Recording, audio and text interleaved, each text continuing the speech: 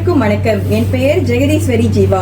நான் ஒப்புவிக்கும் கவிதையின் தலைப்பானது சூரியன் வருவது யாராலே. சூரியன் வருவது யாராலே, சந்திரன் திரிவது எவராலே, காரிருள் வானில் மின்மினி போல் கண்ணீர் படுவன அவை என்ன, பேரிடி மின்னல் எதனாலே, பெருமழை பெய்வது எவராலே, யார் இதற்கெல்லாம் அதிகாரி, அதை நாம் எண்ணிட வேண்டாவோ.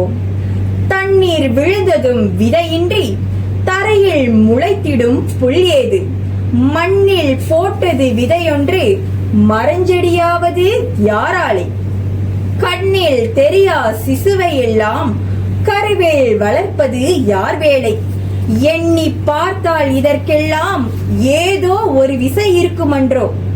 எத்தனை மிருகம், எத்தனை மீன், எத்தனை ஊர்வன பரப்பனப்பார், எத்தனை பூச்சிகள் புழுவகைகள், எண்ணத் தொலையா செடி கொடிகள், எத்தனை நிறங்கள் உருவங்கள், எல்லாவற்றையும் எண்ணுங்கால் அத்தனையும் தர ஒரு கர்த்தன் யாரோ எங்கோ இருப்பதுமை. அல்லாவென்பார் சில பேர்கள், அரணறி என்பார் சில பேர்கள், வல்லான் அவன் பரமண்டலத்தில் வாழும் தந்தை என்பார்கள். சொல்லால் விளங்கா நிர்வாணம் என்னும் சில பேர் சொல்வார்கள்.